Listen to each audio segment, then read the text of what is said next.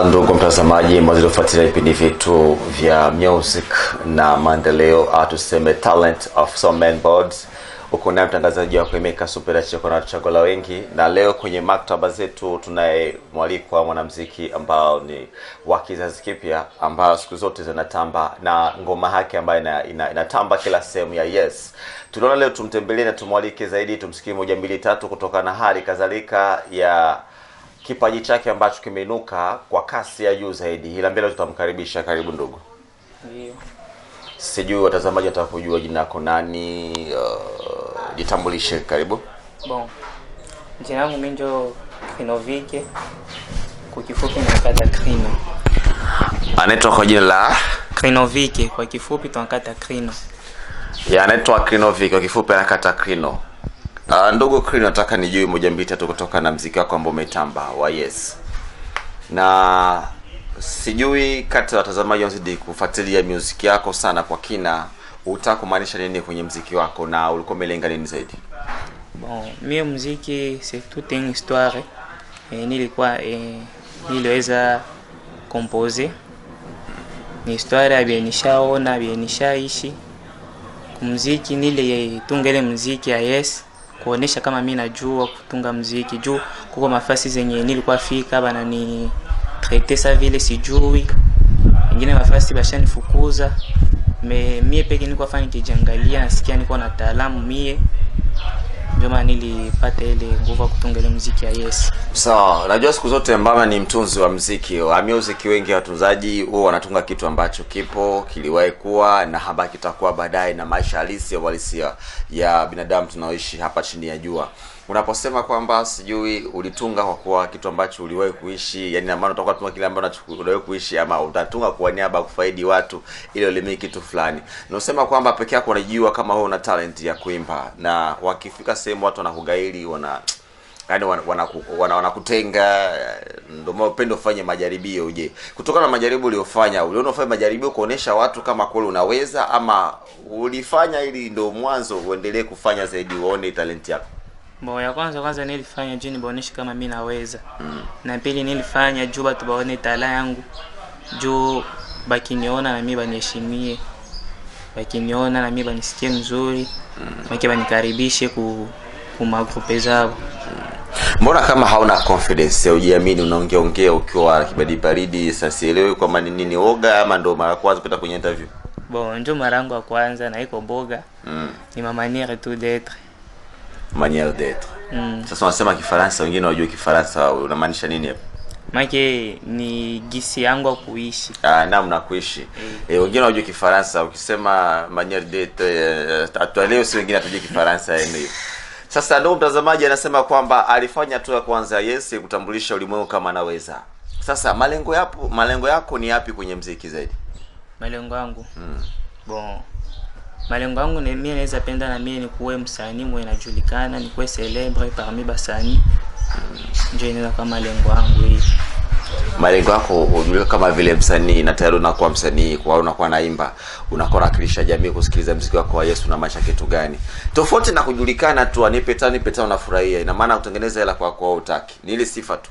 Ndio nasema mtu kama yuko celebre na atakuwa kila kitu ataanza fanya, itaanza enda facilement. Kuhusu makuta itaingiza, maki kujulikana nao utajulikana. Pale vile tutakuwa na jina. Mtu akikuwa na jina, kila kitu itakuwa fasili. Sasa nani ambaye anakusaidia kwenye kazi zako za muziki? Nani ambaye anakusaidia? Na je, wanakuchangia mani peke yako tu, unajichanga kisha unafanya muziki? Na tumaini lako ni nini zaidi kutoka na hiyo? Mwanisaidiaka ni sera yangu Grace. Alinisaidia kuisha chanson ya Yes nilitosha hapa hivi. Ndio alinisaidia. Malengo yangu kwa muziki, napenda na mimi nikuwe mwanamuziki, kukubali mimi naiga. Na mimi nikuwa hata umoja sasa vile Daju Games Junjo basani mimi nazoea iga baya. Ndio. Sawa. Uko mbali sana. Wakina Games huko unajua uko Faransa, si ndio? Uko Faransa, wengine wako Kinshasa. Ngali mbali sana huku sijui jimboni Kivu Kusini. Sasa watajuaje kama kuna mtu ambaye anatuiga kule? Na tuachane nayo kwanza. Nataka nijue moja mbili tatu kutoka na future yako. Je, ni kipi ambacho unakiwaza zaidi ya watazamaji wanakutazamia wewe na hauna uwezo wa kujituma, yani kimpango wa pesa? Unataka nini zaidi kwa watazamaji? Maana kati wanaotazama interview yako ni wengi ambao wanapenda kukusupport.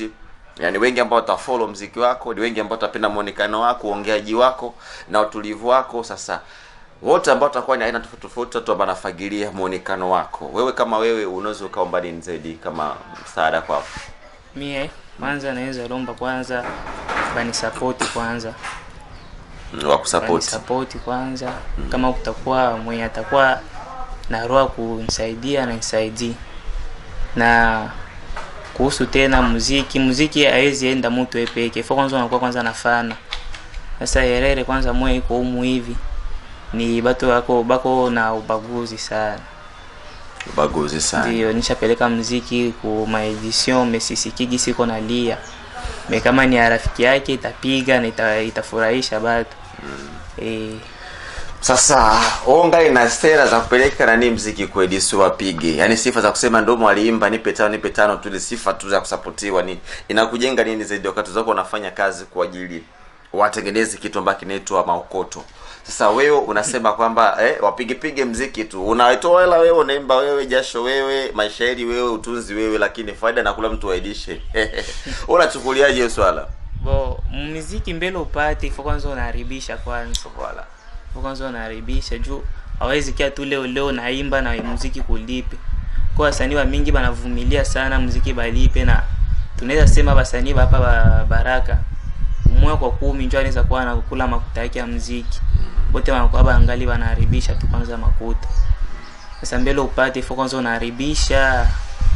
Njoo hapo hivyo hawezi kuwa msanii bila fana. Sasa mimi mwenyewe sina fana. Njoo naona bora nipeleke muziki kuma edition zisikilike huko zinalia kule kuma barabara. Itakuwa sifa kwanza kwangu na itanifasilite kujulikana. Okay, baba anataka kujulikana, kusikilikana mbele ya Kibeng TV online. Na kiwaza kwamba wengi wanazidi kutusikiliza na watatazama na watapenda kupata maoni 1 2 3 kutokana na list ya maendeleo yako. Sasa kuthibitisha kama kweli ni mwanamuziki kweli na usema muziki wa Yes ni wa kwako, sasa tunathibitisha ni audio, sio visual. Tunataka tusikie kwanza kidogo uimbe ili watu waamini kama ndio mwenye muziki wa Yes. Yaani tunasema yes ina maana ndio, Niambie. Ndio. Kuimba ni fasile. Imba kwanza kidogo, tupe kapela kidogo ili watu wajue. Je suis chez moi, je suis les bienvenus. On m'a dit à Beldan, comme un loup au sommet des montagnes. Je connais bien la jungle, je suis loup. Tu me prends chez loup, c'est bien toi qui es chez loup.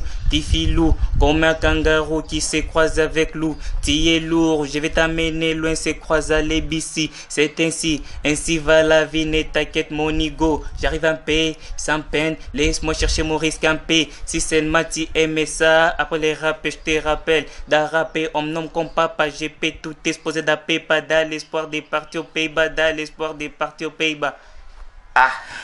Tunamalizia yes. Yes, huko atiafika kufika. Sawa.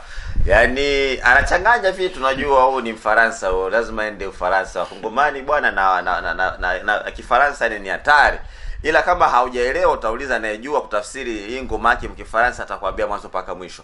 Ndugu mtazamaji, unapomsikia ndugu Krinovic anapozidi kuchana mawimbi kutokana na talent yake, uwezo wake wa kuimba, kiukweli amechana kwa umemsikia, sio kama vitu vya kuambiwa. Mwenyewe ameimba muziki wa Yes. Sasa mbele ya kamera, ndugu yangu, wewe sijui unaambia watu nini kama neno la mwisho kwako, unasema nini? Neno la mwisho mimi naweza omba tushikane mikono, tusaidiane. Juu hakuna mtu bila watu. Kidole moja haiwezi kasukula sura, lazima ikuwe vidole 5 ndio itasukula sura. Maana tushikanane mikono, tusaidiane.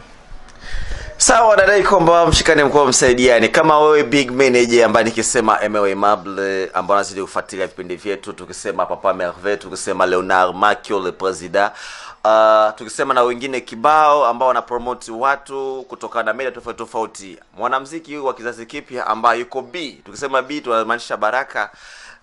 Kwa vijana ambao chipukizi wanazidi kuonesha makuu na kuchana mawimbi.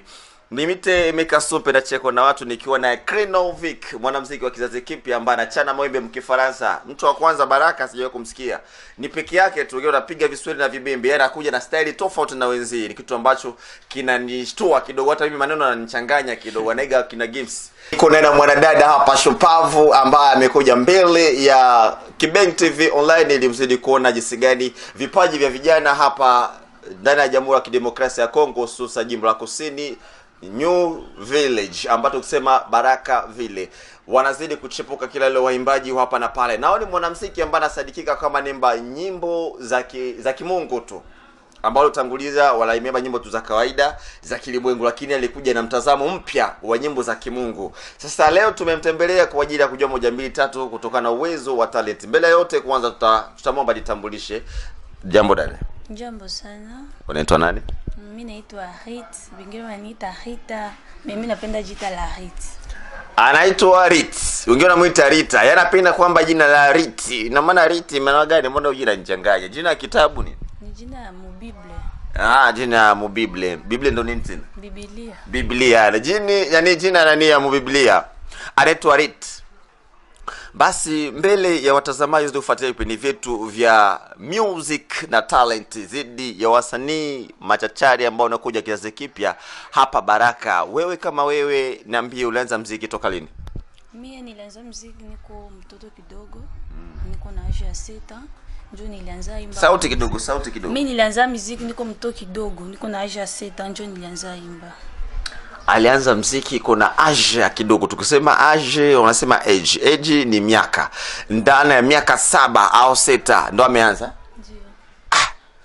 Miaka 7 mtu anaanza kuimba. Yaani ni vitu vya kushangaza, vya kustaajabu. Sasa tokea uanze kuimba sasa hivi mpaka leo hii nesi kwamba unaalika kwenye vikundi tofauti na unafanya kama mwanamuziki wa kwanza ambaye anaimba vizuri, ni mwenye sifa nzuri sana. Wewe kama wewe kwenye kipaji chako hicho ushakutana na mtu au watu wa kusaidia ili upate kuendelea zaidi? Hapana, mimi sikutana na watu wa kunisaidia. Mimi ni mbatu mu group. Ndio. Unimbaga magroup. Sawa, anasema nema kwenye makundi za waimbaji ndio anazidi kuimba kama kawaida. Sasa leo Kibeng TV online na kutembelea kwa sababu kupenda kujua moja mbili tatu. Una malengo gani kwenye kazi yako ya muziki? Mimi ya kwanza mimi napenda muziki. Njoo ni kipaji ya mfamilia yetu. Maana mimi nikisikia muziki tu, muziki ya kikwaya, vraiment sijui kisema nakuwa najisikia. Mimi napenda sana muziki. Unapenda sana muziki, lakini hujaniambia malengo yako. Unapenda, lakini malengo sasa kwenye kazi yako ya muziki una malengo gani zaidi? Kuna wale ambao wana malengo ya kujenga gorofa 6, 7, 4, 5 au na nyumbani kwako kamiliki mandinga kama kawaida. Sasa una malengo gani ya kuimba tu? Hapana. Mimi malengo yangu muziki ya kwanza, mimi napenda kwani naimba muziki yangu ya mimi peke. Sipendi tena muziki ile ya kundi ile, hapana. Ndio gisi mimi napenda vile. Anasema kwamba kama unavyomsikia yeye anataka kuomba sana makundi, aimbe nyimbo zako peke yako. Sasa mbona kama unatetemeka na sauti ni shuka? Mwanamke ambaye ni shupavu muimbaji huwa anatoa sauti mpaka mtu asikie kwanza.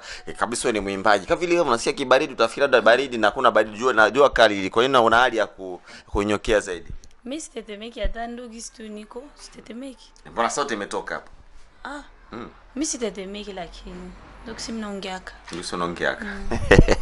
Ndugu mtazamaji, tuko na Rit ambaye anasema kwamba ni mwimbaji wa nyimbo za Injili tu na wanaimba kwenye makundi, ategemea kujiiba peke yake, lakini sijajua na maana mtoto wako kwa kivimba mama yuko chini, si ndio? Nikuulize swali, umeamua kuimba peke yako, nani ambaye anayetegemea kusupport kesho kutwa? Si yako na kunisupport, mimi nilikuwa tafuta kunisupport. Hayakuwa na kusupport Niambie sasa, endapo kama unapata kusupport na ukitiki ama ukitoka kama kawaida wasichana wakiwa wametoka kwenye kazi ya muziki, shukrani zinaenda kwa wazazi wao. Na wewe pia utasemaje? Shukrani ziende kwa nani? Mimi nikitoka shukrani kwenda ya kwanza ni muziki kwanza ya Mungu kwanza. Tutamrudisha kwanza Mungu utukufu kwanza ya kwanza. Ya pili nitafurahi sana nikipata mtu wa kunisupport. Mimi ndasikia bien. Ya kwanza umesema Mungu shukrani ziende kwa Mungu. Ya pili tukusikia na ya tatu. Na maana mtu akusupport tu basi niishi hapo. Nataka tujue kwamba wanaikusupport ambaye atafia kusupport, shukrani zako utapeleka kwa mama yako aliyekuzaa nini au vipi? Hapana, mwata ni support vraiment nitamshukuru sana. Juu Ni reve yangu depuis niko mtoto kidogo, nilikuwa naimba, nijulikane, niimbe nyimbo za Mungu. Sasa wewe Kiswahili chako unataka na Kifaransa sana. Sijui Kiswahili unazoea na Kifaransa eh? Sasa nataka nikuulize swali moja au mbili dadangu. Wanasema waimbaji wengi ni wa kike ambao wanaimba na wanaimba katika muziki ya kilimwengu. Wewe unaamua kuingia muziki ya kimungu na hawajatoboa. Una uhakika kweli kutokana na Mungu neomba? Na hii style umeanza peke yako kibinafsi, sijawahi kuona mwimbaji wa kimungu ambaye anapita kwenye interview namna hii. Wewe unawaza nini zaidi kwa watu ambao utangulia wako chini hawaendelei? Wewe unatumaini gani zaidi? Mimi kwanza muziki ni kipaji yangu. Mimi naiona katamu kanisa wakati wanasema kuimbisha sifa na mabudu, nikiimbisha kabisa mabudu naona watu wanajazwa.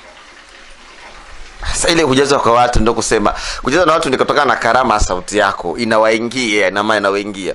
Si tofauti na mafanikio ya mtu. Nasema wale tangulia wako chini hawaendelei. Wewe unatumaini gani? Ile kujazwa tu ndio kupatia matumaini? Hapana.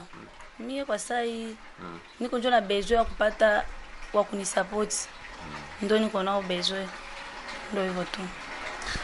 Ndugu mtazamaji, unavyomuelewa unavyomsikia yeye iko na shida kupata support, anataka kumsupport, maana hauwezi kuwa yeye bila wewe na hautakuwa wewe bila mwingine. Ina maana umoja ni nguvu, utengano udhaifu. Kama Isa anaishi kwa matumaini ya kijamii kama anaweza kuimba, anayo tumaini kubwa kusema kwamba support yako itamfanya yapige hatua mbele. Maana yupo anaimba, anaona talenti yake watu wanapokea vizuri na kipaji yanacho kutokana na njia ambayo ilipitia. Yeye ni umoja kati wa familia wenye kuwa na ujuzi wa kuimba zaidi. Kwa hiyo anapenda naye apate kuendelea zaidi. Nataka niulize swali ya mwisho kwako. Shukrani zako tuseme zaidi ya watu ambao tusikiliza, na ili mtu akupate anaweza akafanya nini zaidi? Kwanza nitafurahi sana kwanza nikipata kwa kunisupport juu ya kazi yangu ya kuimba. Na ya pili nitapenda nao nikuwe na bashabiki wako na shabikia nyimbo zangu. Nyimbo zako. Je, unaweza kutuambia kata nyimbo ulitunga hata nyimbo moja ambayo unaweza kutuimbia waamini kama kweli unaimbaga kweli wewe na una uwezo wa kuimba kweli? Uimbe tu nyimbo yote tuone kama makali yako unaweza. Mbele watu na watazamaji wazidi kufuatilia vipindi vyetu. Ndio, niko na manyimbo meziatoka kuna kusinzimbe mimi nezimba nyimbo ya watu. Imba. Tolingana biso nyonso bana nzambe, tolingana biso nyonso bana nzambe, tolingana tosimbola maboko tolonga satana bana ya nzambe. Basi anemba lugha kuichanganya kidogo. Tafsiri hiyo lugha yako inamaanisha nini zaidi mkiswahili mimi nielewe na mtazamaji asijue hiyo lugha na aelewe kitu? Ndio, ile nyimbo napenda kusema tupendane, tushikamane mikono tufanye kazi ya Mungu. Ndio maana ile nyimbo. Sawa. Kama unavyosema kwamba utaje kupata support, wanaokufuata unajua watakusupport design gani, wanaoheshimu sana nyimbo za Mungu na kutoa support kwa waimbaji wa nyimbo za Mungu. Kesho kutwa kawaida nyinyi mnaopata support, wakiwasaidia mnasogea mbele, unapata management kubwa zaidi, walioanzisha kuwasogeza mnawasao. Na wewe utaambia nini watu kama hao ambao yuko nayo tabia? Je, utasahau wale utanguliza kupiga hatua? Hapana, mimi sisaulika mwenyewe ananisaidia hapana. Juu ni ndoto yangu mimi na siwezi msaulika. Wakati unapata hela nyingi unakuwa tungo na mabodyguard wanaenda huko na kule na saa mpaka watu wengine wanakusema fulani rite au muone tena na kwani magari tu wanakuchunga unaingia unasahau wale kupiga hatua ili usogee upate ile hatua kutengeneza hela. Watu wengi wako na mnayosema tu mtu akimsaidia sakisho tanisarau. Wewe unachukuliaje hiyo? Hapana, hilo ni kutokuwa na roho ya shukrani. Jumu tukame kuna roho ya shukrani. Nakumbuka kwenye alitoka. Sasa gisi mimi niko hapa hivi. Nikisema sema Mungu ananisaidia, mimi napata kunisupport, mimi naanza imba. Sisi saulika mwali nisaidia. Juu ndakumbuka kwa kwenye nilitoka, kwenye alinitoa na kwenye ananifikisha. Siwezi fanya vile. Sawa, bila ukawa ndugu zangu mtazamaji, na kama kitu nafikia kikomo kabisa kipindi chetu hicho hapo, nataka uthibitishe watu kutokana na namba ya simu, maana wengi wanatafuta namba ya simu. Ili wakitaka kupata wewe watumie namba gani kwa kutafuta, kwa hitaji kupata msaada zaidi? Ndio, WhatsApp 81 088 67 20.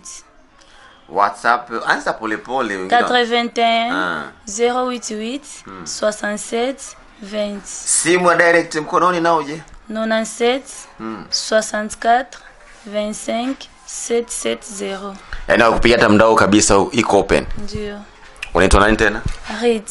naitwa Rit. Ndugu mtazamaji, ulikuwa naye Meka Sompe na cheko na chagola wengi, niko naye mwanadada anaitwa Rit, mwana music wa kizazi kipya wa nyimbo za Injili. Nyuma kamera Elfans Kibenge.